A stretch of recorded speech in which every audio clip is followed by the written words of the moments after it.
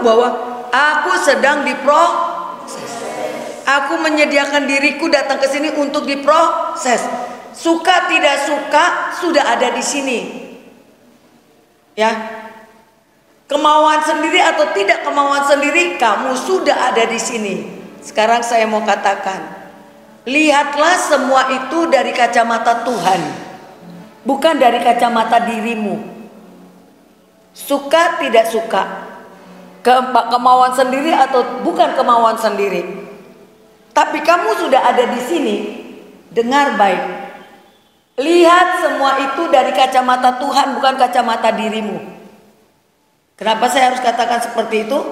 Karena kalau tidak, maka kamu tidak akan pernah berhasil hidupmu. Saya nggak bilang kamu harus berhasil jadi presiden, bukan. Tapi hidup, manusia itu hidup.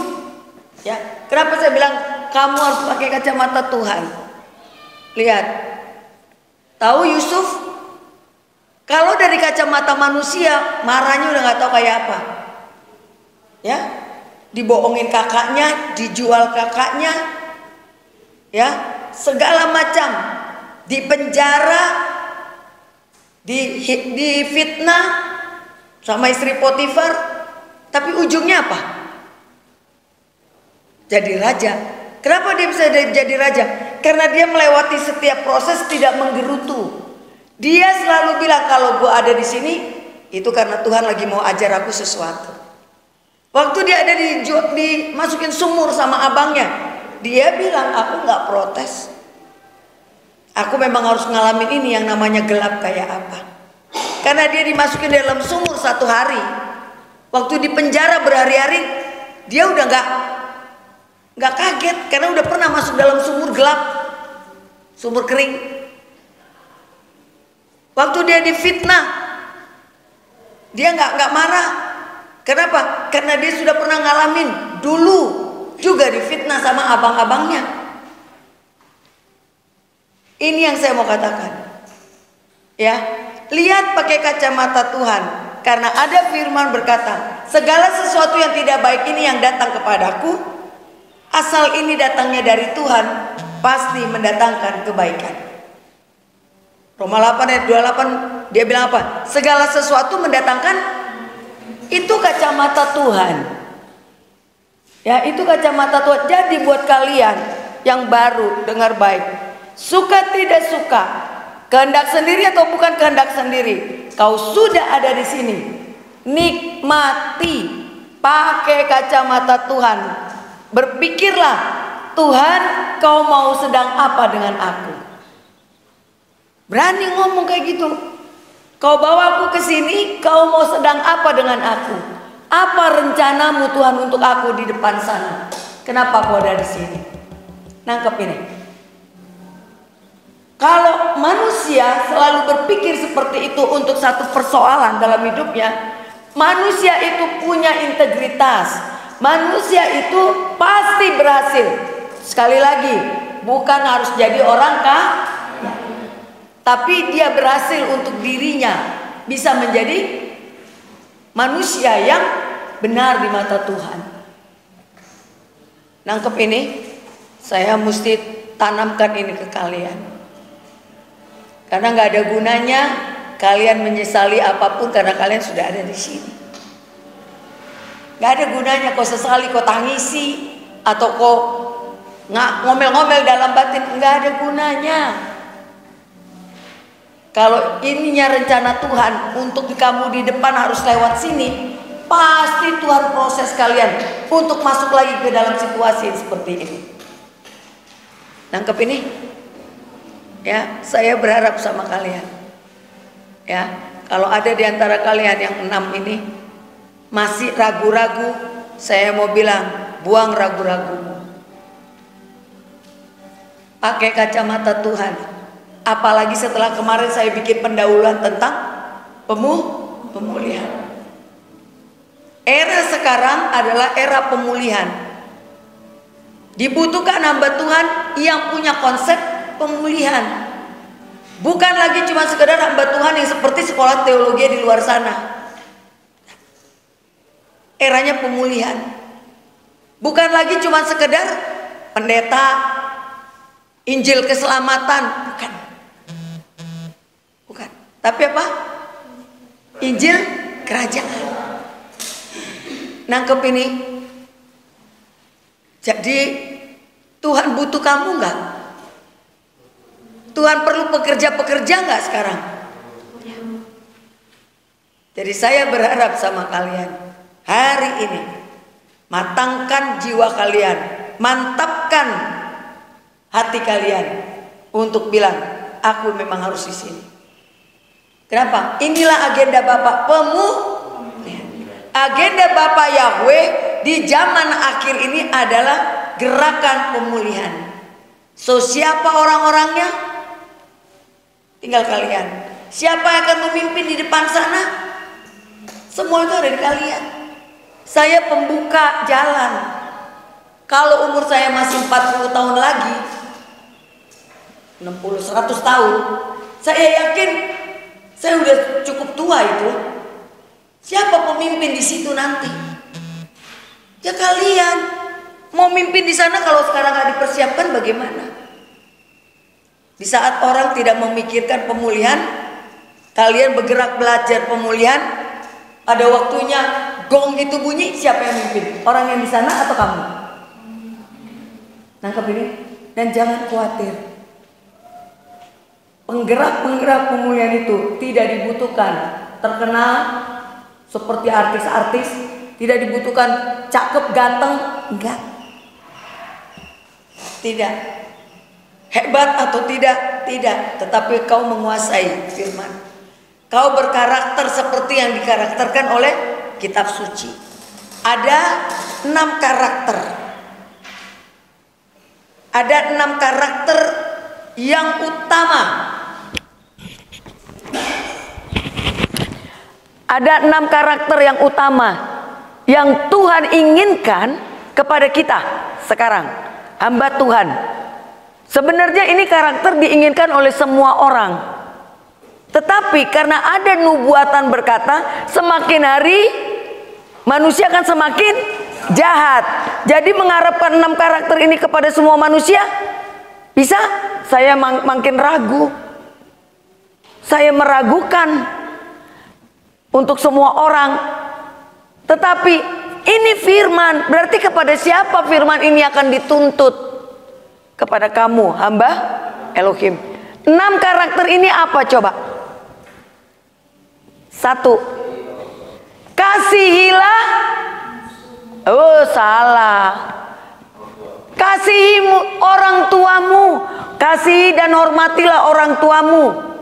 Ini kunci. Orang bilang seorang pengusaha yang sukses itu berkarakter bermentalkan pengusaha. Tapi saya harus bilang itu betul. Tapi yang paling betul adalah kau harus menjadi pribadi yang memiliki sikap hormat sama orang tua. Kenapa? Karena ayatnya menjanjikan. Apa ayatnya? Apa hukum yang kelima?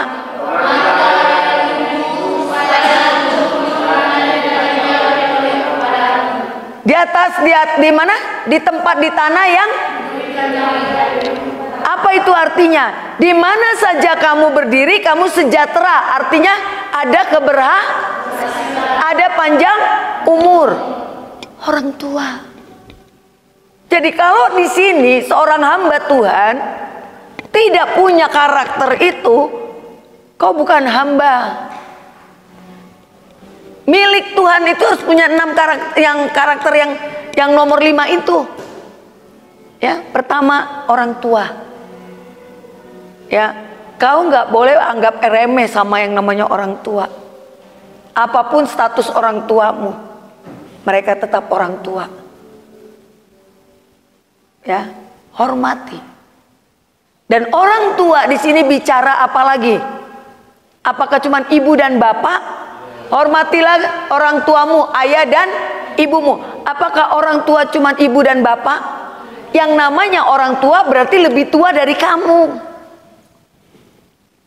Ngerti nggak? Orang tua, orang yang tua artinya lebih tua dari kita. Belajar. Kalau kamu sudah terbiasa menghormati orang tua, maka kamu, ayah dan ibumu, kamu akan biasa memiliki rasa hormat kepada orang yang lebih tua dari kamu. Senioritas itu harus dijaga. Senioritas itu harus dibentuk. Hormat kepada senioritas harus ada. Kalau enggak, kau tidak tahu satu kali kalau kau lagi ngapa-ngapain, kakak kelasmu atau seniormu atau orang lain yang membela kamu di belakang layar, kan kamu nggak tahu. Karena hari ini banyak orang jatuh bukan karena ada batu besar di depan, tapi karena batu yang kecil. Apa yang kecil itu? Dengar baik, kamu fine aja gak bikin apa-apa, tapi ada orang lagi ngegosipin kamu, tiba-tiba dia nyeletuk. Iya, kurang ajarnya dia. Ternyata orang ini adalah pemimpin kamu. Kamu tahu nggak? Kamu tidak punya masalah, tapi karena dia sudah dengar, habis nggak kamu? Begitu juga kebalikannya. Kalau gosipnya, oh dia anaknya baik sekali, santun, padahal nilaimu sebenarnya jeblok. Tapi karena dia mendengar orang itu ngomong kamu santun, baik, berubah nggak itu nilai? Jadi kamu tidak tahu kan? Sama seperti saya bilang tadi, Yusuf, ya, orang yang mimpinya diterjemahin jadi juru minum. Perjanjiannya apa? Ceritakan ya. Lupa. Tapi pada momen tertentu teringat orang itu, dia bilang, ada loh, katanya. Berubah gak nasibnya Yusuf? Itu yang mau saya bilang. Hormat. Manusia di luar sana, di akhir zaman, Tuhan tidak bisa tuntut banyak, tidak bisa berharap banyak. Karena di 2 Timotius dikatakan apa? Manusia akan semakin hari semakin jahat, tidak lagi punya rasa hormat. Jadi kepada siapa ayat ini sekarang yang dituntut? Kamu. Tuhan berharap sekali yang judulnya namanya hamba Tuhan. Karakter kedua apa? Ayo. Karakter pertama, hormat dulu, sikap. Hormat sama orang tua, hormat sama orang yang lebih tua. Yang kedua apa? Jangan membunuh. Jangan membunuh. Nanti banyak orang saling membunuh. Bukan keluar darah pembunuhannya. Mulut. Kamu tahu pembunuhan yang paling mematikan adalah, senjatanya adalah lidah kita ini loh. Ini lidah lebih tajam dari pisau. Ya, kalau hamba Tuhan tidak bisa menguasai lidahnya, nggak bisa menguasai mulutnya, repot. Satu, lidah. Kalau hamba Tuhan sifatnya lidahnya selalu bolak-balik kayak ular, punya 2 cabang, bahaya kamu. Di luar sana, kata Tuhan, akan banyak orang punya 2 cabangnya, berlidah 2. Ya, hamba Tuhan, pastikan lidahmu jangan jadi pedang, jangan membunuh orang lewat perkataanmu, jangan. Ya, pakai lidahmu itu untuk menghidupkan, memberi rasa. Kau tahu rasa asin manis lewat apa? Jadi pakai perkataanmu. Orang kalau nggak punya lidah tuh nggak bisa ngomong. Coba orang yang lidahnya pendek ngomongnya cadel kan? Berarti lidah itu berurusan dengan perkataan. Orang yang lidahnya selalu mematikan orang lain, kata-katanya itu tidak baik. Tapi hamba Tuhan, lidahmu harus menjadi membawa rasa. Perkataanmu itu membawa rasa yang manis, jangan yang kecut. Manis, kecut, pahit, asem, lidah yang rasakan. Jadi perkataanmu harus yang perkataan yang manis. Kapan perkataanmu harus pahit?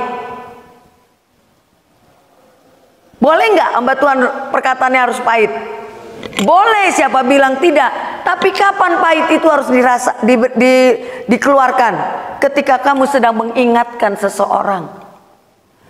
Pahit itu bukan berarti mati. Obat itu pahit, tapi bikin kamu sembuh atau bikin kamu mati? Nah, jadi perkataan yang pahit itu ada dua. Jangan perkataan pahit untuk mematikan orang itu, tetapi menghidupkan. Ya, di dalam Timotius dikatakan juga saling menegurlah kamu satu dengan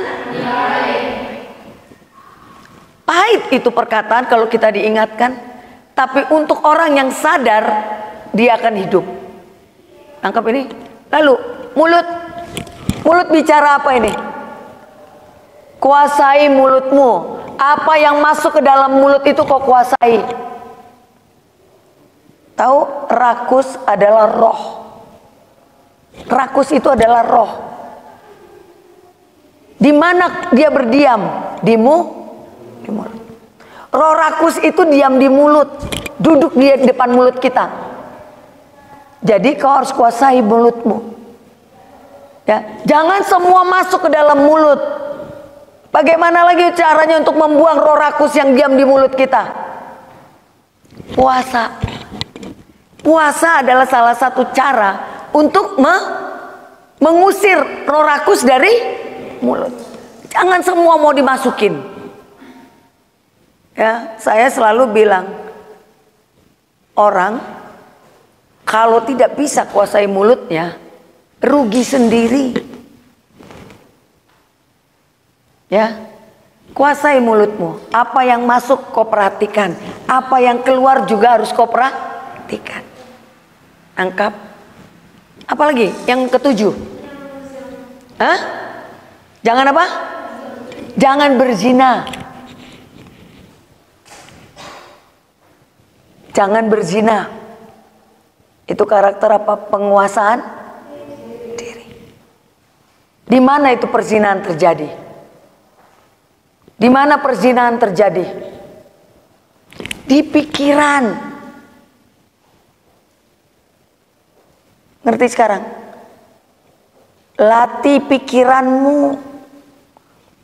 Latih. Di luar sana tidak bisa lagi, apalagi di akhir zaman. Ada banyak perzinahan nanti. Tidak perzinahan di sini bukan bicara cuma soal seks, bukan. Perzinahan bukan cuma bicara seks.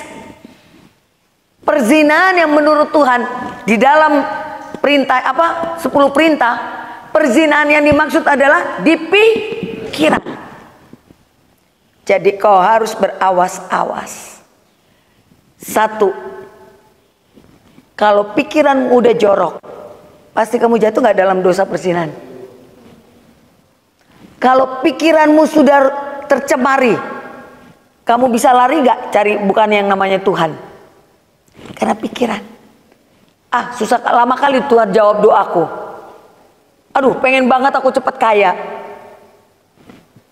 Tuhan aku tahu, tapi lama prosesnya. Cari jalan ada di mana? Akhirnya dia mendukakan Tuhan enggak? Minta bantuan cara yang lain. Pikiran. Jadi perzinahan yang dimaksud Tuhan itu bicara di Jadi hamba Tuhan, kau dituntut jangan berzina pikiranmu. Kitab Injil berkata apa? Milikilah pikiran hanya orang-orang yang punya pikiran amasia yang tidak akan melakukan, tidak akan jatuh dalam perzinahan. Tangkap ini. Perzinahan itu di pikiran. Bukan cuma bicara soal pacaran, mau apa. Apalagi sekarang ini, saya nggak mau loh dengar kalian ya sekolah hamba Tuhan, tapi kelakuannya nggak jauh beda dengan yang di luar sana. Saya nggak larang kalian pacaran, memang umur kalian, tapi harga diri kalian harus kalian jaga. Dengar baik ini, harga diri kalian harus kalian jaga. Perempuan-perempuan jangan sampai kau melakukan sebelum pernikahan kudus. Jangan laki-laki, jangan sampai kau merusak anak perempuan orang sebelum kau bawa dia ke altar. Kenapa? Kalau itu saja gak bisa kau kuasai, hamba Tuhan, saya yakin yang lainnya gak bisa. Kalau hasrat itu saja gak bisa kau atur, gak bisa kau kuasai, dengar baik, gak usah cerita mau pandai berdoa, mau pandai nyanyi, mau hafal satu kitab ayat, hafal semua, nggak ada gunanya. Nggak ada gunanya. Nangkep ini? Kenapa? Karena pikiran ini bicara tempat urapan. Hafal 1000 ayat nggak jamin bahwa kau punya urapan. Jago berdoa nggak menjamin bahwa kau punya urapan. Hafal semua lagu rohani dan kalau nyanyi, wah melengking suaranya, bagus, keren, nggak jaminan bahwa kau punya urapan. Kenapa? Karena urapan adanya di mana?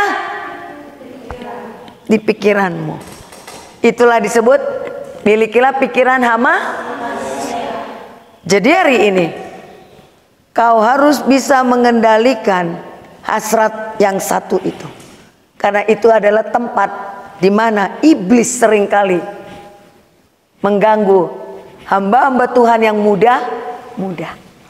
Jadi saya harap kalian, kalau hasrat itu ada, larikan ke firman. Kalau hasrat itu ada, larikan ke perkebunan. Kalau hasrat itu ada, larikan ke hal-hal yang positif. Dan berdoa sama Bapa. Minta. Kalau perlu bilang, Tuhan, kalau memang aku berjodoh, jangan bikin aku jatuh dalam dosa, pertemukan aku dengan caramu. Tepat waktunya dan sudah waktunya. Nangkep ini? Ngapain pacaran lama-lama? Kan gitu. Tempatkan orang yang pas dengan aku. Boleh dari sekarang doa seperti itu. Jadi kok nggak main-main. Nangkep ini ya. Oke, berikutnya apa? Jangan berkarakter apa itu jangan mencuri?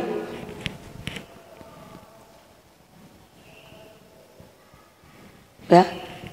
Mencuri di sini sejujurnya saya mau bilang, hamba Tuhan paling banyak seperti pencuri.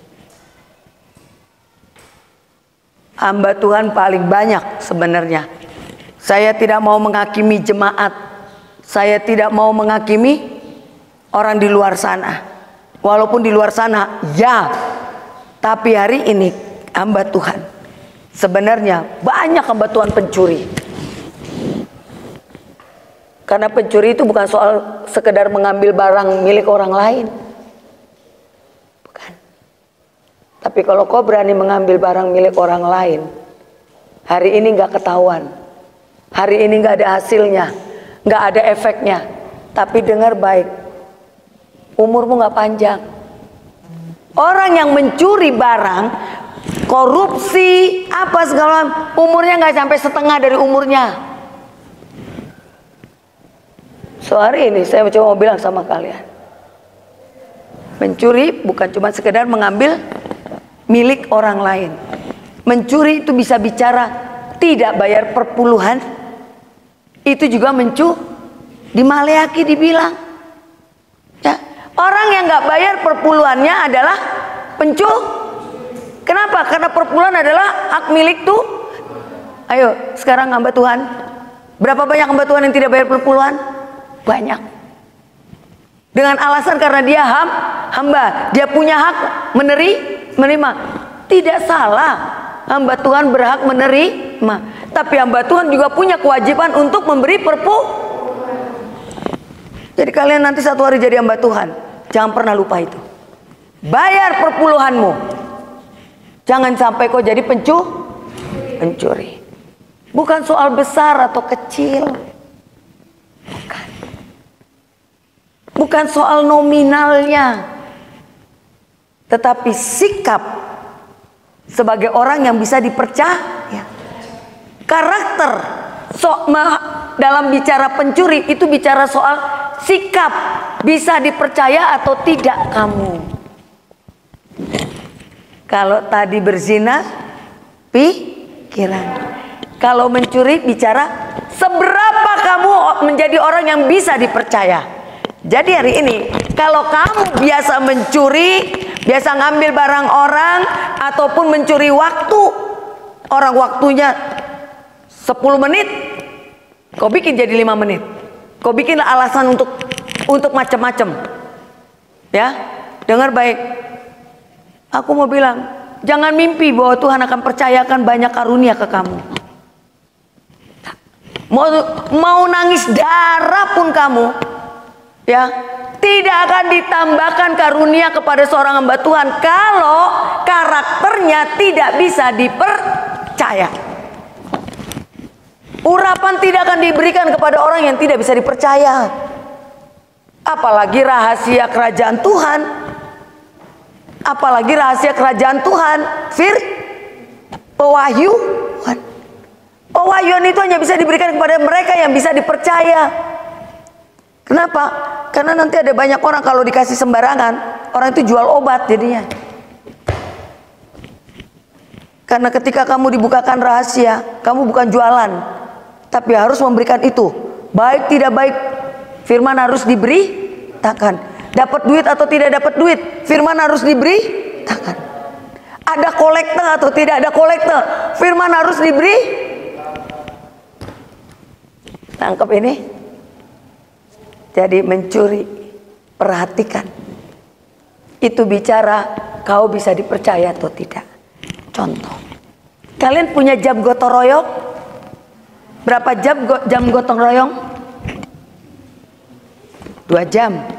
Saya yakin kalau saya kerjakan 2 jam, halaman depan ini pasti selesai sama saya. Tapi karena kamu, ya, nggak selesai, kenapa? Karena kamu mencuri waktu. Bagaimana caranya? Waktunya kamu bekerja, kamu duduk nontonin orang, santai.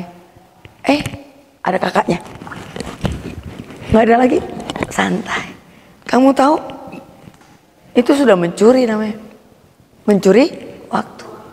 Karena waktu 2 jam itu sudah dipikirkan oleh pimpinan untuk menyelesaikan ini semua. 2 jam dengan orang sekian banyak selesai. Tapi kenyataannya 2 jam boro-boro setengah, seperempat aja nggak kelar. Berarti apa? Terjadi pencurian waktu nggak? Dengar baik, kalau kau mau dipercaya oleh Bapak Yahweh, latih dirimu dari hal yang sekecil itu. Latih dirimu dari hal yang sekecil itu. Orang yang terlatih dengan menggunakan waktu dengan baik, menggunakan apa yang dipercayakan kepada dia dengan baik. Dengar baik, Tuhan sendiri berfirman apa? Jikalau kamu setia dengan perkara yang kecil, yes. Jadi jangan mimpi Tuhan mau kasih percayakan kamu perkara yang besar, kalau yang kecil aja soal waktu kamu nggak bisa dipercaya. Apalagi soal harta, uang, nangkep ini. So saya berharap semua yang di ruangan ini dengar. Ya. Jadilah pribadi yang berintegritas, bisa dipercaya. Kalau kamu sudah terlatih dengan hal yang itu, dengar baik. Hamba Tuhan itu adalah wadah di mana semua orang bisa curhat. Kalau kamu tidak bisa dipercaya, siapa yang mau curhat sama kamu? Curhat di sini bukan curhat tentang cinta saja. Bagaimana kamu mau dikasih curhat rahasianya dia, tentang dosanya kah, tentang apanya saja, rahasia orang mau disampaikan ke kamu? Kalau kamu nggak bisa dipercaya, apa mereka datang? Tidak. Jadi saya berharap karakter soal bisa dipercaya, jangan mencuri. Tuhan tuh baik. Lihat, jangan mencuri. Di luar sana kan banyak orang mencuri. Di akhir zaman makin banyak orang mencuri. Artinya tidak bisa dipercaya. Makasih Pak. Tidak bisa dipercaya. Karena semua orang memikirkan dirinya sendiri. Oke, berikutnya apa lagi? Hah? Jangan memfitnah.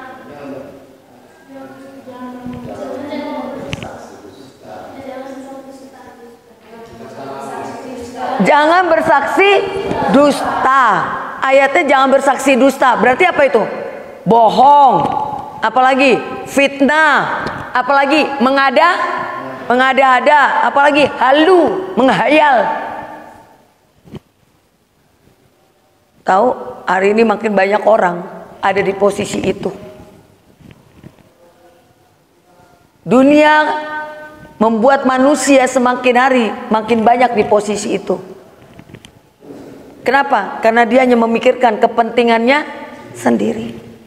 2 Timotius bilang gitu kok. Semakin hari orang hanya memikirkan kepentingan sendiri.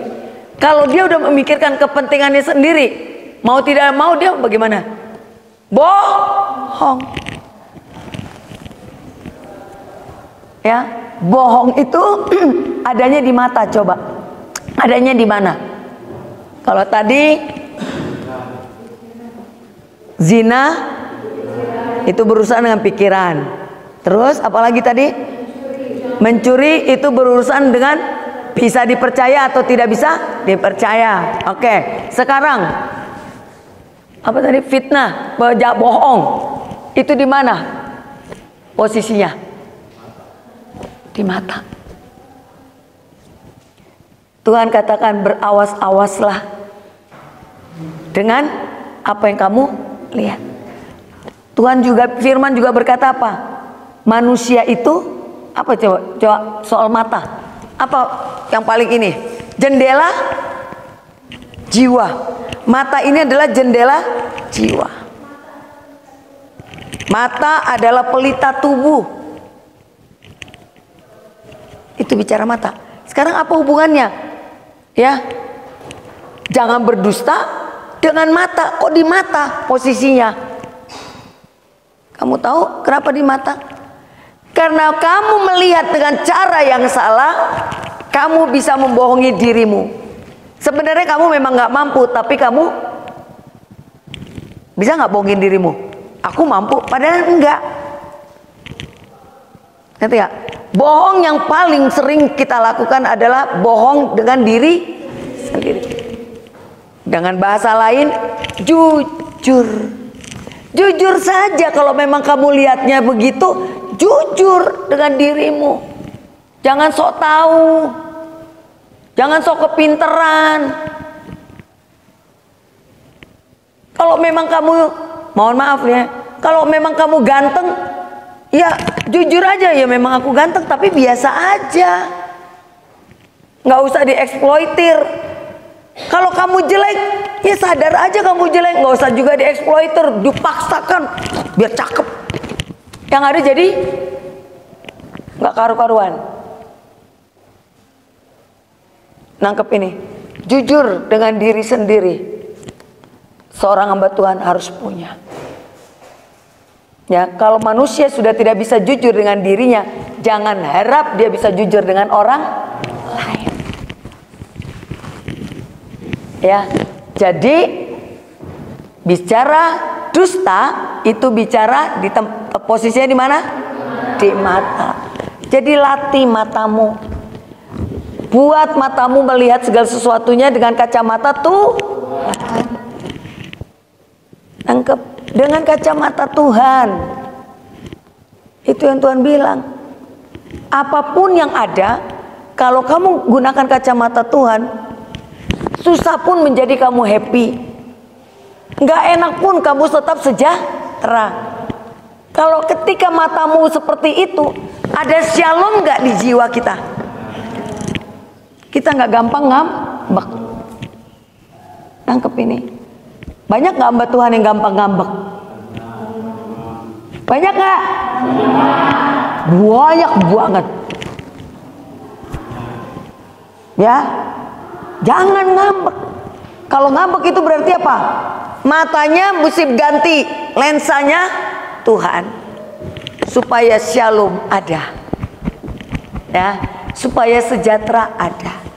Ketika kamu nanti jadi hamba Tuhan, gak terkenal seterkenal pendeta-pendeta ngetop itu, dan jadi hamba Tuhan yang kolektornya gak sebanyak pendeta-pendeta yang di Jakarta itu, ketika penghasilanmu tidak sebanyak penghasilan orang-orang yang di luar sana, kalau kamu pakai kacamata Tuhan, kamu sejahtera nggak? Kamu bahagia nggak? Jadi bahagia itu bukan persoalan punya banyak atau punya sedikit. Bahagia itu sederhana. Bagaimana kamu melihat? Itu kok. Bahagia itu cuma bagaimana kamu melihat. Jadi untuk supaya manusia kita tidak salah melihat, gunakanlah kacamata Tuhan. Mana kacamata Tuhan? Firman yang mana? Roma 8 ayat 28. Apa katanya? Itu kacamata. Itu kacamata Tuhan. Roma 8 ayat 28.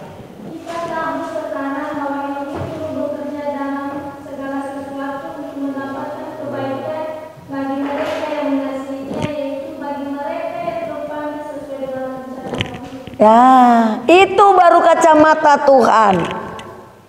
Segala sesuatu mendatangkan. Kalau itu kacamatamu, ini kan banyak nih suara Tuhan.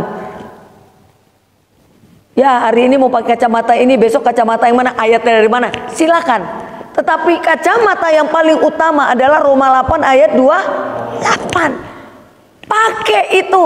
Jadi apapun yang kau jumpai, sejahtera tetap ada padamu. Dengar baik, bahagia sederhana. Ya, kamu akan bisa menikmati bahagia sekalipun kamu tidak punya semua yang seperti mereka punya. Nangkep ini, ya, hamba Tuhan. Saya kasih tahu ini, saya menasihati kalian adalah sama dengan saya menasihati diri saya. Kalau bukan karena kacamata Tuhan yang itu, saya juga udah ngambek mulu sama Tuhan. Udah marah mulu sama situasi ini. Tapi karena kacamata itu saya selalu bilang, oke, hari ini aku gagal, pasti Tuhan punya maksud. Aku gak sedih lama-lama, sedih 3 detik aja. Waktu kejadian, aduh, sedih nggak? Saya kan belum malaikat, nggak ada sayapnya kan? Sedih tetap. Tapi nggak lama-lama, karena saya langsung pakai kacamatanya. Saya bilang nih, kalau saya harus gagal pasti ada maksud.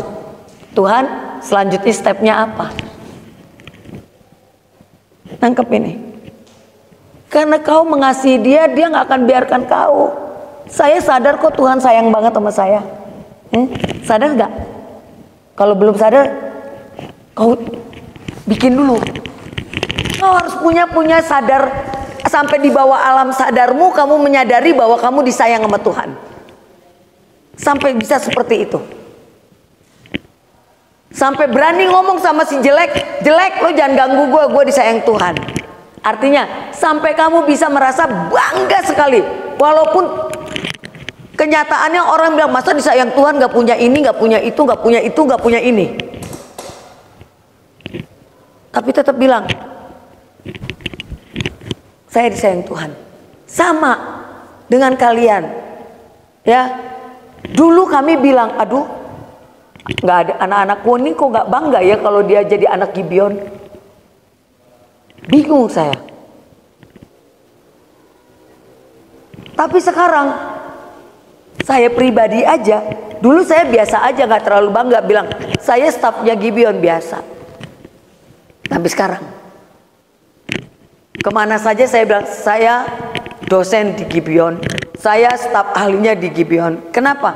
Kamu tahu ternyata kata nama Gibeon bisa menolong saya, gak perlu ngantri panjang. Ibu orang Gibeon, panggil, mari Bu, silakan masuk. Padahal saya nggak kenal. Nangkep ini? Artinya muncul kebanggaan. Saya pernah juga bilang, permisi Pak, saya mau izin masuk. Ibu dari mana? Saya staf ahlinya Bukit Gibeon. Dicuekin. Oh, di mana tuh? Ya, di Gibeon. Itu di sana yang ada gini. Saya udah dengan meluap-luap ceritanya. Dia bilang, dia mukanya ekspresinya, ya kenapa rupanya kalau Gibeon? Nggak ada masalah kan Bu kalau ibu ngantri juga, kata. Saya padahal udah keburu-buru. Akhirnya saya merasa, ya udahlah, nggak boleh nggak apa-apa. Tapi saya tetap bilang, saya anak Gibeon. Begitu nyampe giliran saya bilang, saya orang Gibeon. Terus dia bilang, iya Bu, saya tahu ibu orang Gibeon, bangga kali ibu dengan Gibeonnya itu, kata. Terus aku bilang, ya bangga lah Pak, karena saya tahu saya orang Gibeon, saya bangga. Gibeon saya gimana? Terakhir apa yang terjadi? Kalian tahu? Rupanya Tuhan tuh baik. Kalau tadi aku dikasih masuk, orang yang saya jumpai itu adalah orang yang paling galak. Jadi giliran saya masuk, orangnya udah ganti yang bukan galak.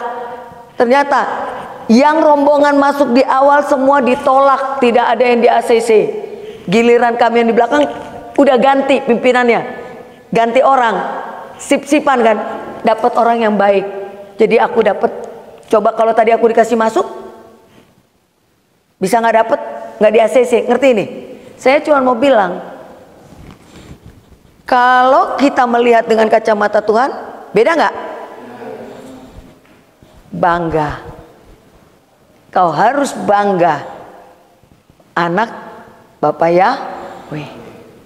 Sekalipun tidak baik, kebanggaan itu harus tetap ada. Amin.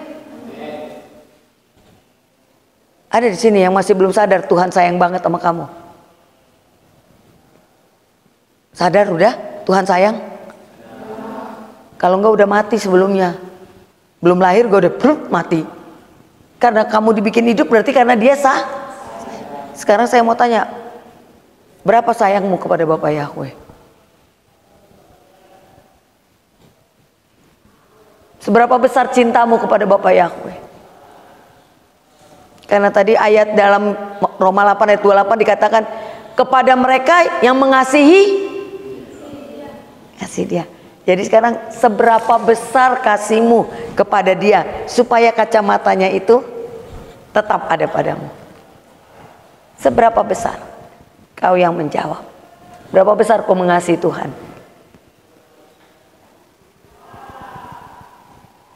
Berapa besar kau mengasihi Tuhan? Bagus, saya setuju kalian tidak langsung menjawab. Tapi saya berharap tidak menjawab bukan berarti diam. Saya berharap di dalam hati kamu berpikir, Tuhan, aku sedang dalam proses untuk jatuh cinta dan mencintaimu lebih dari yang sebelumnya aku punya. Mudah-mudahan diammu itu seperti itu.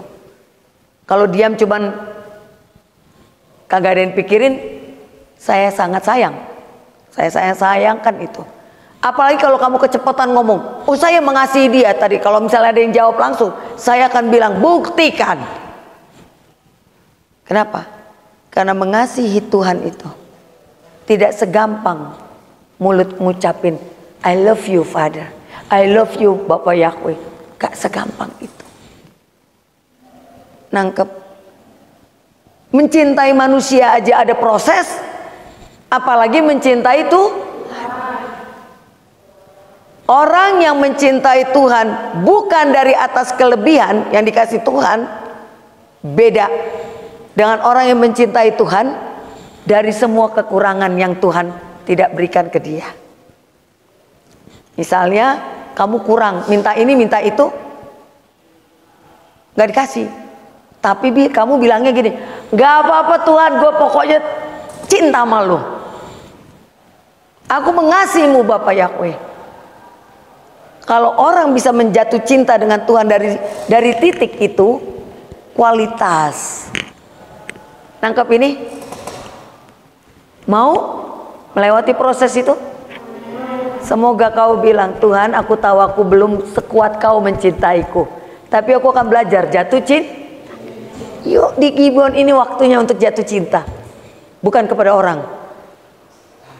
Cepat-cepat aku bilangnya, tapi kepada Bapak ya.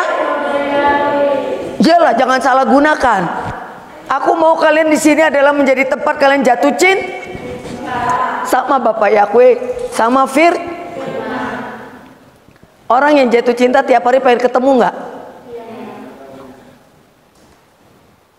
Kalau dengan manusia aja kepengen ketemu, ya dengan Bapak Yahweh, dengan firman-Nya. Dengan manusia aja tiap hari pengennya chatting, ya. Kau baca aja firman-Nya, lama-lama kau jatuh cinta. Tangkap ini? Oke, berikutnya apa? Jangan mengingini apa yang dimiliki.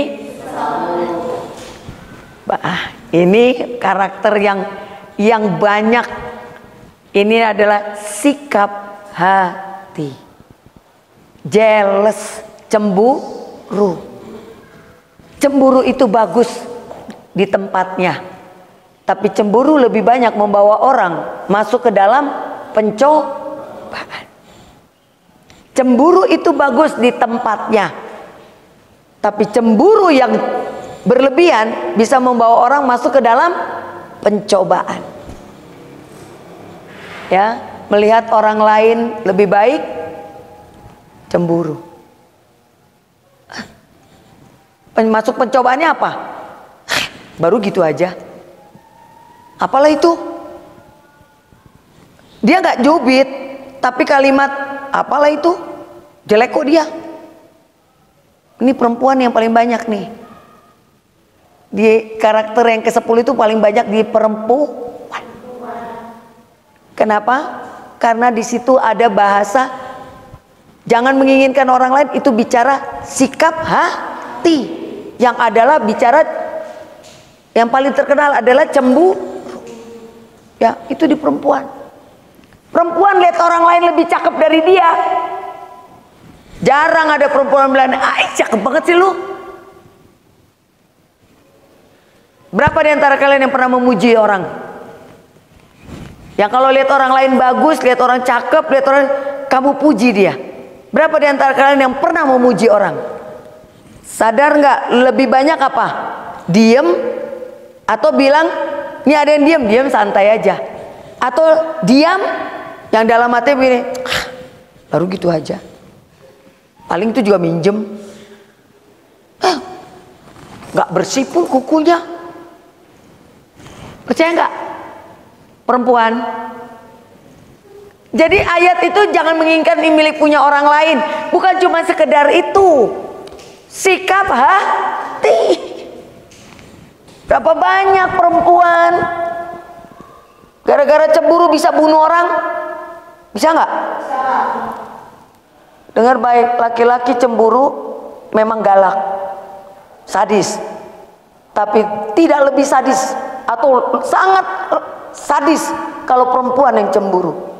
Karena kalau sudah perempuan cemburu, dengar baik, mati kau. Kalau nggak kau yang mati, perempuan yang orang lainnya itu yang mati. Kalau laki-laki cemburu masih ada temperaturnya. Kalau perempuan udah langsung 180 derajat. Betul itu. Ya, jadi hati-hati, itu baru satu perkara.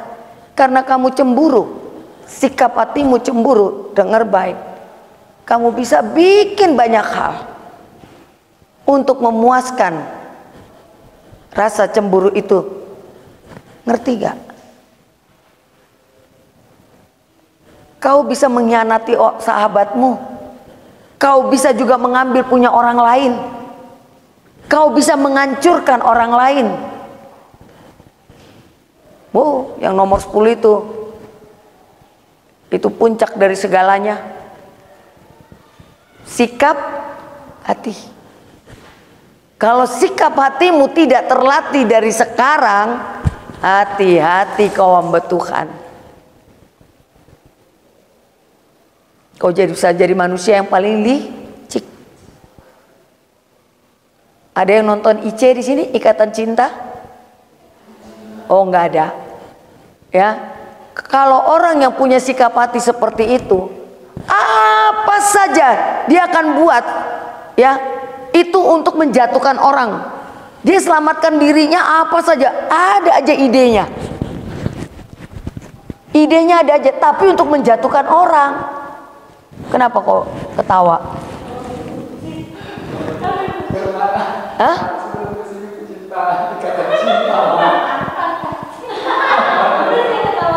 Kenapa nonton? Ya, karena kamu nonton saya kasih tahu. Elsa, karakter Elsa itu adalah yang nomor 10.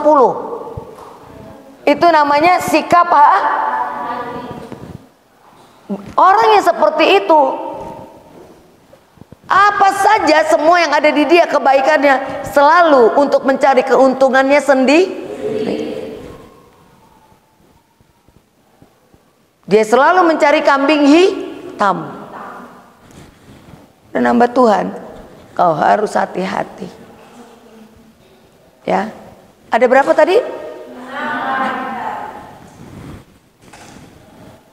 Hal ini dituntut habis oleh Bapak Yahweh kepada kamu, hamba Tuhan.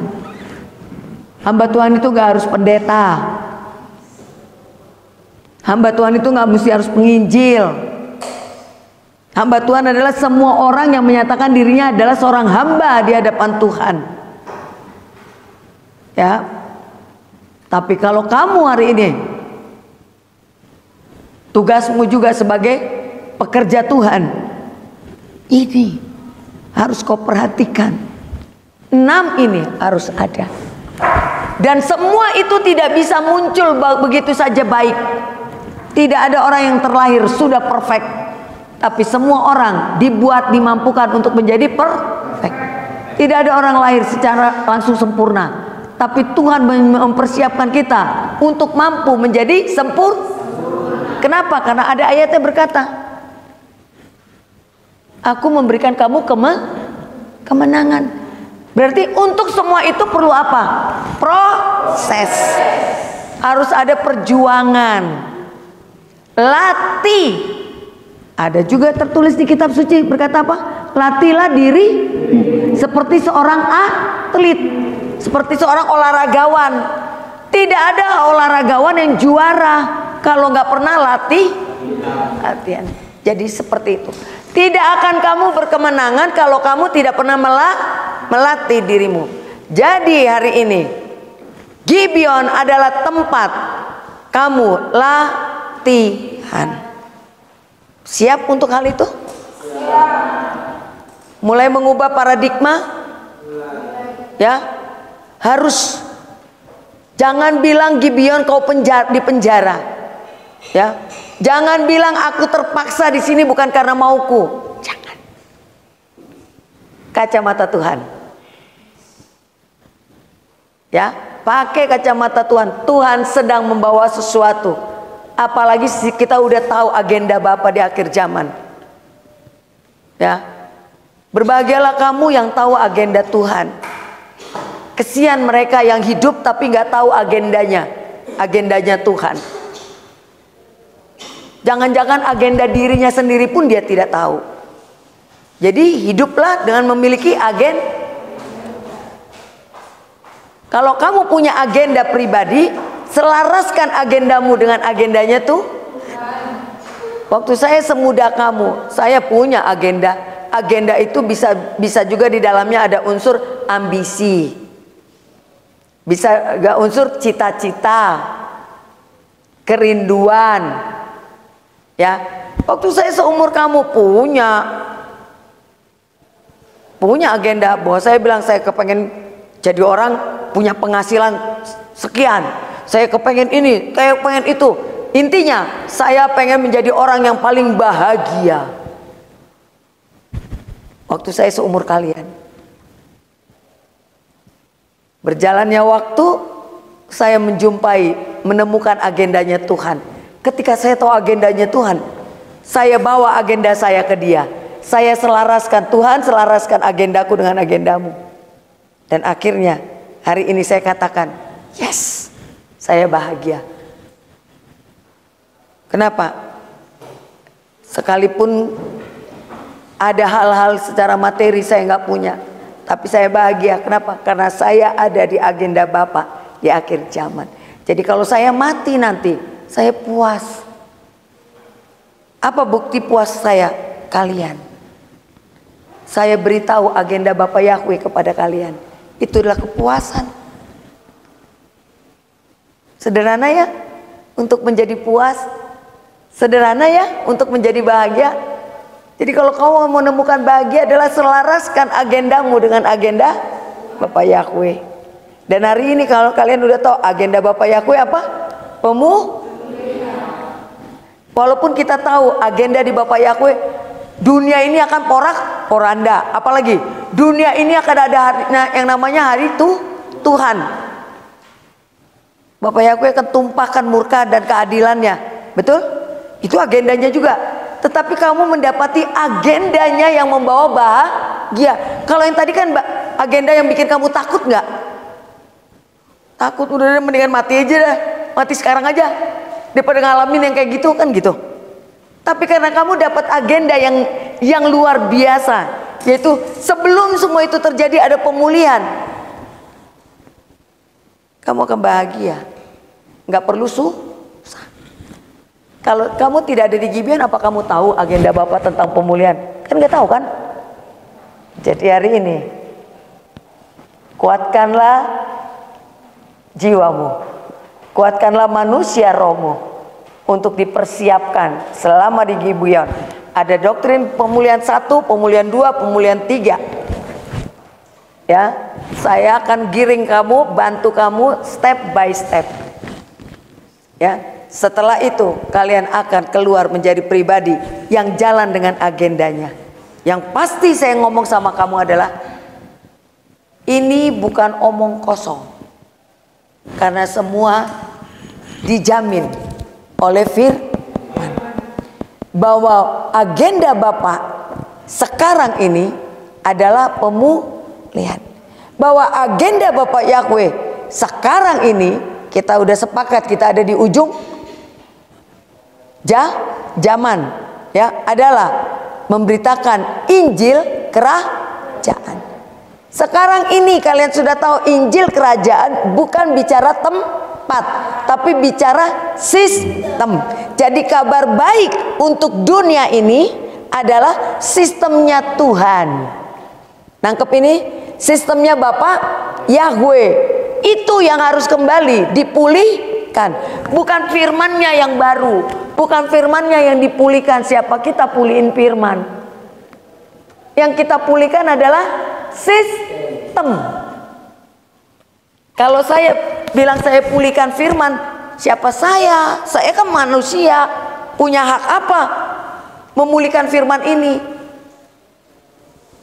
Apa yang tertulis ya sudah, nggak bisa bikin lagi. Nangkep ini?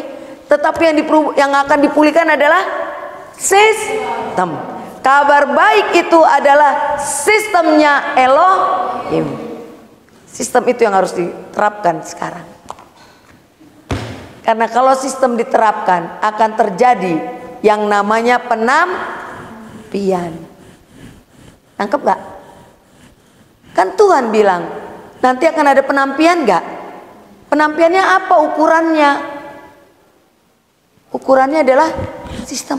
Orang yang ikut sistem tinggal sedikit, yang gak ikut sistem banyak. Nangkep ini? Itu batu ujian. Sama seperti kalian. Bagaimana saya akan ngetes kalian adalah berkualitas.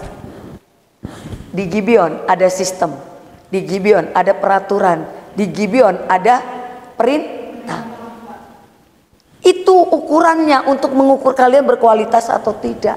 Kalau soal otakmu pinter nggak pinter, itu relatif. Nggak semua orang otaknya bisa sama dengan otak saya. Ngerti nggak?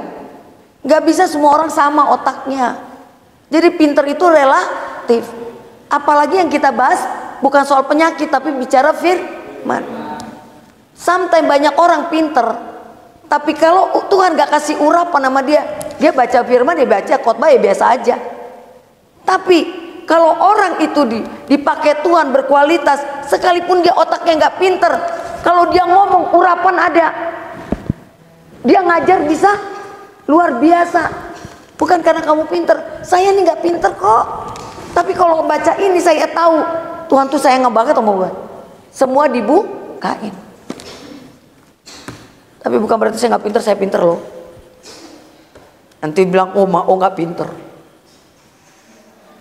Mao pinter, karena anak-anak Mao juga pinter. Ya, jadi hari ini saya cuma mau bilang sama kalian, pastikan kualitasmu.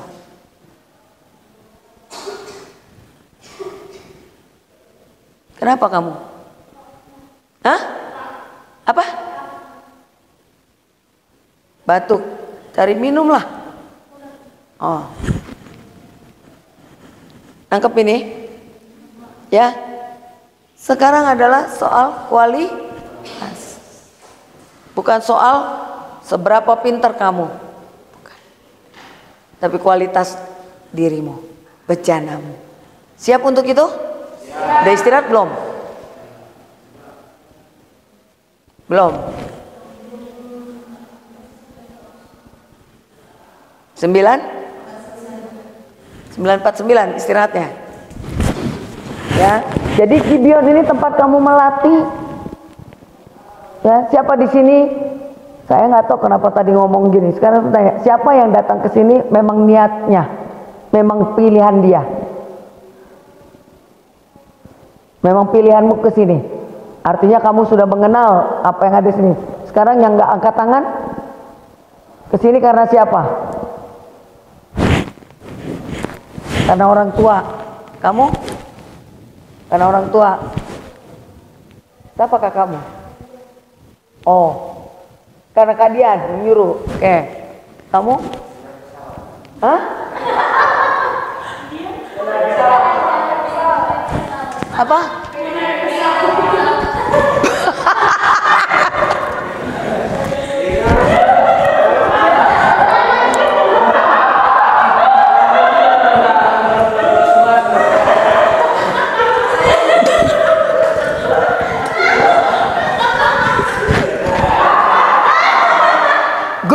Good.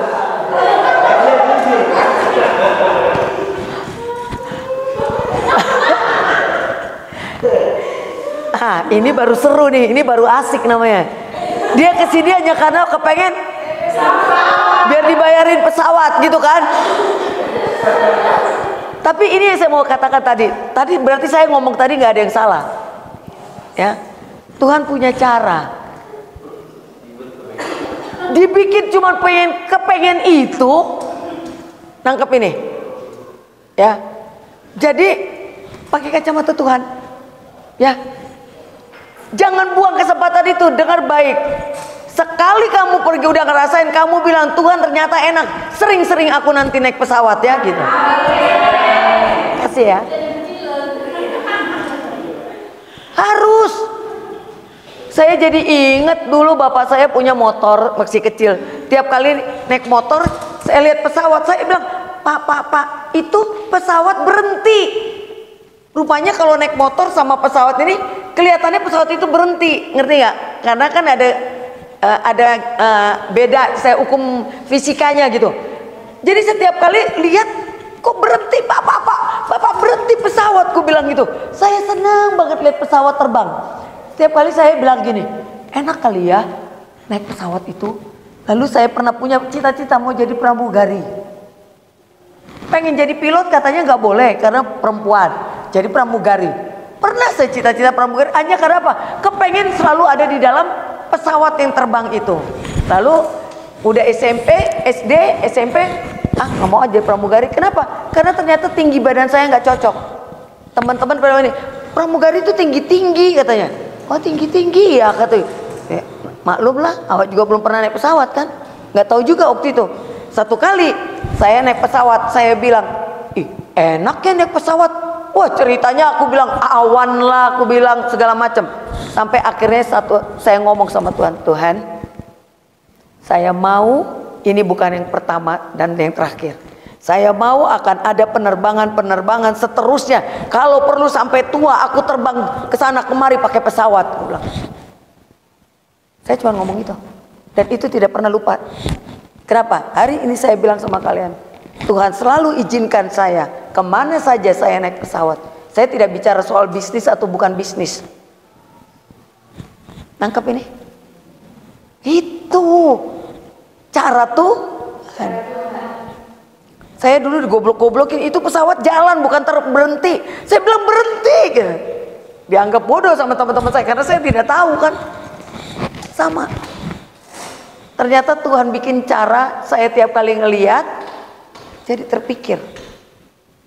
Ya, hari ini kau bisa cerita nanti kalau kau jadi hamba Tuhan, kau ke sana pergi naik pesawat, kamu bisa bilang, dulu saya jadi hamba Tuhan hanya gara-gara kepengen naik pesawat. Nyasar nyampe di Gibeon bilang. Ya, momen-momen itu kau simpan.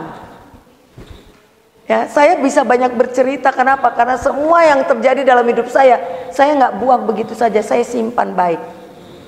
Jadi sebuah kesaksian hidup. Saya tidak pernah menceritakan kesaksian orang lain, saya saksikan hidup saya aja. Apa yang saya alamin. Dan ternyata kalau saya hitung-hitung, wah banyak yang masih saya ingat. Berarti saya menyimpan momen-momen saya bersama dengan Tuhan. Di Gibeon ada banyak momen kamu bisa bersama dengan Tuhan. Simpen. Contoh, kamu berkebun, kamu bikin satu praktek, satu pohon kebun. Pohon, kamu bilang, aku mau setiap periode kau berbunga ya, gini. Terus kamu praktekin sendiri. Kamu lihat lagi, oh masih belum. Apa yang kurang? Pakai perkataan doa apa? Tiba-tiba berbunga. Simpen. Kalau terjadi berbunga atau apa segala macam, kamu simpen. Satu hari kamu akan bisa menyaksikan peristiwa itu. Jadi bahan khotbah yang menarik adalah ketika itu kamu hidupkan. Ya, satu, ini karena kakak, nyesel nggak? Nggak. Ini yang karena orang tua, nyesel nggak? Menyesal? Kamu menyesal? Nggak menyesal? Kenapa kamu menyesal? Kenapa? Nggak kepengen jadi hamba Tuhan. Sekarang saya mau bilang, kan tadi saya bilang hamba Tuhan itu bukan bicara jabatan. Ya, kita nggak jadi pendeta pun kita hamba Tuhan. Persoalannya adalah yang namanya anak Tuhan menjadi hamba. Yang paling penting adalah mengerti agenda. Nah, hari ini kalau kamu ada di sini, kamu nggak boleh bilang bahwa kamu nggak pengen jadi hamba Tuhan. Kenapa? Saya orang cukup pintar, tidak pernah terpikir jadi pendeta, enggak. Tapi nenek saya mendoakan saya, kau harus jadi pendeta. Namamu Marta, pelayan Tuhan yang kau kukasih nama itu kan. Kamu tahu saya ini orang ekonomi, saya cukup punya karir yang bagus, semuanya bagus, luar biasa. Kamu tahu di satu sisi, satu kali saya mengalami sesuatu yang tidak baik. Dulu saya pintar sekali bahasa Inggris. Perjanjian harus pakai surat bahasa Inggris. Tiba-tiba saya harus tanda tangan, saya nggak bisa baca. Nggak ngerti apa yang tertulis. Saya tanda tanganin aja. Celaka, ternyata yang saya tanda tangani harusnya tidak perlu saya tanda tangani. Gara-gara ini saya bermasalah. Karena ini urusan perusahaan. Saya bermasalah berat. Sampai akhirnya saya berpikir, Tuhan kenapa aku yang pintar tiba-tiba gak ngerti itu tulisan apa? Kenapa Tuhan? Kamu tahu Tuhan bilang tempatmu bukan di situ. Tempatku bukan di sini. Di mana aku bilang tuh? Bukan di situ. Kalau bukan di sini ngapain dari kelas TK sampai kelas bawah sampai aku di posisi puncak? Tuhan izinkan aku ada karir yang bagus, gaji yang bagus. Tuhan izinkan aku ada, tiba-tiba plum dijatuhin hanya gara-gara salah tanda tangan. Tuhan bilang bukan di situ tempat. Akhirnya saya bilang ya sudah kalau begitu. Di mana aku? Bawalah. Aku baru tahu tempatku ternyata di sini. Yaitu tadi saya katakan, ternyata saya menemukan bahagia itu. Dulu aku bahagia nggak? Seneng. Bahagia sih, apalagi duitnya banyak, karirnya bagus, dikenal banyak orang, ya punya pabrik. Tapi ternyata diukur dengan sekarang, oh jauh lebih bahagia sekarang. Dan saya tahu, oh saya pikir saya itu maunya di sini, ternyata Tuhan maunya di sini. Kalau dianalisa lagi, saya di sini doanya siapa? Opung saya. Opung saya bilang akhirnya, ye Tuhan, kalau taunya gue jadi pendeta dari dulu gue gak usah masuk ekonomi, masuk aja STT, udah pinter banget kali sekarang jadinya, gue bilang. Anggap gak? Kalau taunya jadi pendeta, ngapain aku buang waktu sekolah ekonomi, sekolah bisnis, ngambil hukum, segala macam, ngapain? Gitu, jadi sekolah pendeta aja. Sekianlah waktu, udah jadi apa aku hari ini? Kan gitu. Nangkep. Ternyata Tuhan itu kalau sudah mau ke sini dia punya proses. Jadi hari ini apakah saya 100% jadi hamba Tuhan? Pendeta? Saya juga punya usaha kok. Saya punya pekerjaan yang lain. Tapi hidup saya adalah seorang hamba. Anggap ini. Jadi hari ini saya cuma mau ngajak kalian berpikir. Belum tentu yang kau pikir itu yang Tuhan mau. Bisa jadi yang hari ini kamu bilang, aku bukan di sini. Ternyata ini jalannya untuk kamu sampai. Dalam arti seperti ini. Lulus dari sini nggak berarti kamu harus jadi pendeta. Enggak. Kamu nggak mau jadi pendeta juga nggak ada masalah. Tapi mental dan karaktermu, mental seorang hamba nggak? Mental seorang hamba. Apalagi, kamu tahu nggak agendanya Tuhan? Tahu. Asal kamu tahu aja sekarang. Gimana Pak? Sekarang setiap pemerintahan yang harus mengeluarkan tentara, apa saja sekarang salah satu dokumen yang harus dilengkapi adalah pernah masuk pesantren atau sekolah Alkitab. Pesantrennya pesantren kilat yang baca Quran khatam, udah selesai syarat. Jadi pesantren harus mengeluarkan surat bahwa dia sudah mengikuti pelajaran pesantren kilat. Salah satu dokumen. Kristen pernah mengikuti pesantrennya Kristen kayak Bukit Gibeon ini. Hari ini saya cuma mau bilang sama kalian, peraturan ini akan terus meningkat. Kenapa? Karena pemerintah juga tahu, ya, yang sekolah Alkitab aja mentalnya belum tentu benar, apalagi tidak. Jadi hari ini mental kita harus dibarengin dengan kerohanian, dibentuk. Jadi mau tidak mau, mungkin kamu tidak berpikir jadi pendeta, nggak apa-apa. Tapi kalau kamu lakukan itu di sini, proses kamu ikutin, paling tidak nanti sertifikatmu itu menolong kamu. Kamu mau kerja, mau apa, mau segala macam, sertifikat itu menolong kamu.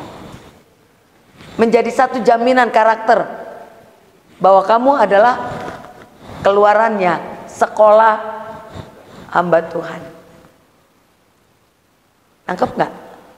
Jadi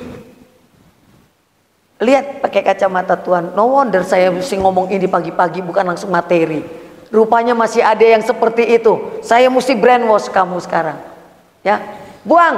Udah dari sini agenda Bapak berarti. Ya, cara Tuhan itu kadang-kadang gitu. Dia paksa kita dengan tidak yang kita mau.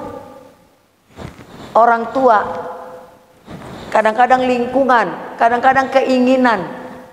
Tahu-tahu kita masuk ke dalam satu titik di mana di situ kita akan berjumpa dengan Tuhan. Paling enggak kamu berpikir saja, aku mau latihan belajar jatuh cinta sama Tuhan di sini. Udah. Kenapa? Karena hanya itu yang bisa nolong kamu nanti hidup. Ya.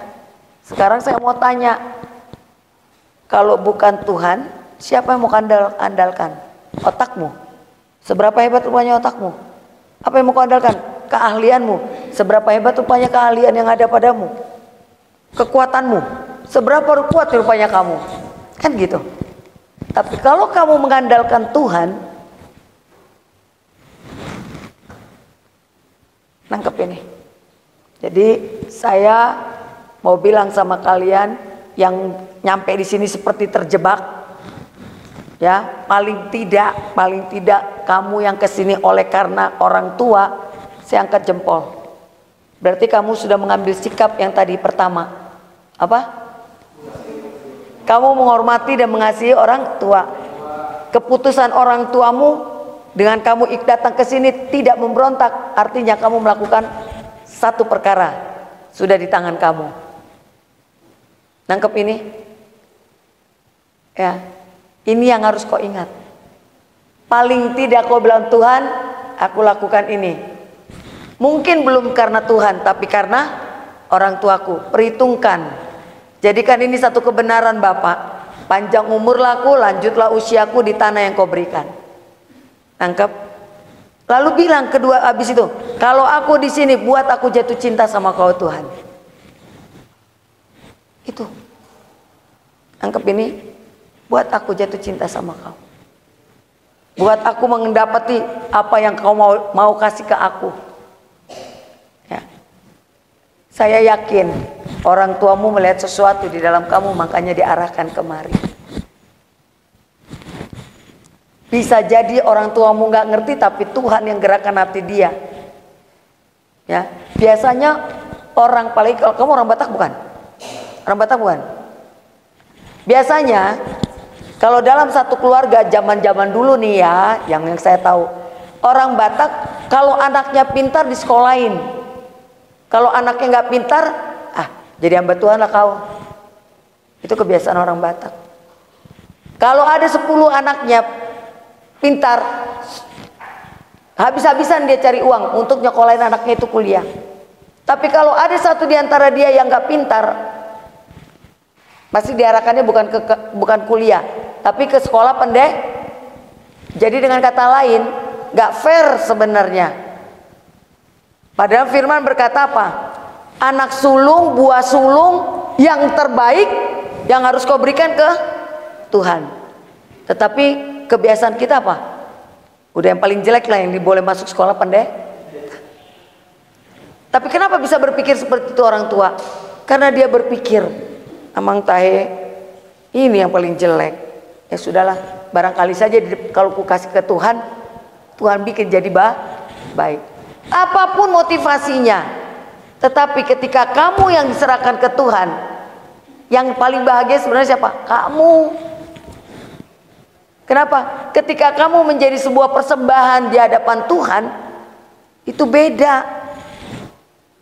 Ya, kamu udah jadi korban syukur orang tuamu ke Bapak Yahweh. Wow. Saya suka menghibur orang-orang, anak-anak yang kurang di tengah kakak saudara-saudaranya, yang dikasih orang tuanya dicebloskannya ke sekolah pendek. Saya suka bilang, jangan kecil hati. Kenapa? Itu kan konsep pikir mereka. Tapi kalau lihat pakai kacamata Tuhan, kalau sampai ada yang dipersembahkan ke hadapan Tuhan, berarti itu adalah sesuatu yang luar biasa. Karena hukumnya seperti itu. Manusia disuruh kasih yang terbaik, tapi manusia kasih yang gak terbaik. Tapi kalau sudah di tangan Tuhan, apakah yang tidak baik menjadi baik atau baik menjadi rusak? Yang tidak baik menjadi baik. Nangkep ini. Saya berharap kamu yang sampai di sini masih rasa kejebak, buang. Buat proses. Bentuk. Urusan nanti jadi hamba Tuhan atau tidak, urusan belakangan. Belakangan. Nangkep ini? Di sini juga ada kakak kelas kalian. Saya bilang, kamu masuk sini. Aduh, aku nggak mau jadi. Bukan, aku nggak bikin kau mau jadi hamba Tuhan. Kalau kau mau jadi pemangku desa, kalau tidak punya knowledge sebagai hamba, bagaimana kau mau melayani rakyat? Di sini ada. Saya bilang, satu hari kamu nanti pulang ke kampungmu, paling nggak bisa jadi kepala desa, paling nggak jadi anggota dewan rakyat, paling tidak mentalmu sudah mental seorang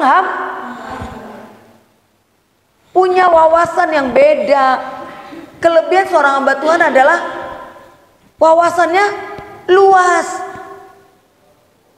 Harusnya, kalau belum luas berarti yang salah di kamu. Kenapa? Hamba Tuhan itu harus doyan baca. Membaca itu adalah pintu jendela dunia. Kalau hamba Tuhan gak suka baca, wawasannya pendek. Lama-lama jadi sumbu pendek. Kena api dikit kebakar. Nangkep ini? So saya berharap sama kalian yang ada bukan karena kemauan sendiri. Hari ini lihat kacamata Tuhan. Siapa namamu deh? Randi. SMK. Lulus tahun berapa? Tahun ini. Umurmu berapa? 18. Kau udah kesempatan di mana kamu bisa mengambil semuanya.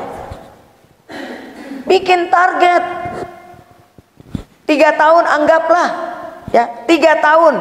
Habis itu lo mau melanglang buana, kamu akan menjadi pribadi yang berbeda, sangat berbeda dibanding kamu cuma ada di luar sana. Beda banget. Nangkap Randy? Jadi lihat, ini kesempatan buat kamu bentuk dirimu, bentuk ototmu, bentuk otakmu, bentuk karaktermu. Yang paling utama adalah buat kau jatuh cinta sama Tuhan. Ketika kau mencintai Dia lebih dari segalanya, Tuhan akan lebih lagi mengasihi. Urusan jadi pendeta, mau jadi penginjil, mau apa, itu urusan nomor 2. Udah gitu aja pikirnya. Ya, karena kau nggak tahu, jangan-jangan kenapa aku ngomong Yusuf pagi-pagi, rupanya itu ke kalian. Ya, mana kau tahu kalau ujungnya nanti harus jadi kayak Yusuf di raja. Emang Yusuf bisa begitu kalau nggak lewatin semua ini? Semua yang dia tidak inginkan itu kan, semua yang dia lewati dia inginkan nggak? Dia nggak inginkan. Semua bukan maunya gue, bukannya ini gue semua. Tapi dia harus lewatin semuanya. Baru dia nyampe. Ya, pikiran kalian kan kepengen sukses kan? Sukses tidak bicara harus selalu kaya ya. Tapi kalian gak pernah memikirkan bagaimana sih cara untuk sampai ke sana. Dan kalaupun kalian mikir, kalian cuma mikirnya seperti orang-orang biasa. Sekolah, kerja, begini, begono. Kagak mikir yang seperti ada di sini. Nangkep ini? Siap untuk ubah paradigmanya. Ya. Latihan untuk 6 karakter. 1 karakter sudah kalian lakukan. Kau menghormati kakakmu. Orang itu termasuk orang tua ya, orang yang tua. Ikut karena kamu menghormatinya. Kamu mengikuti isi hatimu. Ya, nggak ada masalah. Ya kalau itu ceritanya kayak Yusuf bawa air minum, yang nganter minum ke tempat kakaknya, nggak taunya dijeblosin ke dalam sumur. Kan dia datang cuma bawa air minum, kepengen nolongin kakaknya bawa air minum ke kebun. Ya kayak kau lah itu. Ya cuma mau naik pesawat. Nah kamu yang nomor 1 tadi, apa tadi? Orang paling tidak itu udah ada sama kamu. Tinggal klaim sama bapak. Yang keinginan sendiri, itu udah spesial itu, pasti karena udah tahu. Saya tidak tahu seberapa tahu kamu tentang agenda Bapak Yahweh, tapi hari ini keputusanmu adalah keputusan yang tepat. Oke, sampai sini bisa diterima, kita istirahat.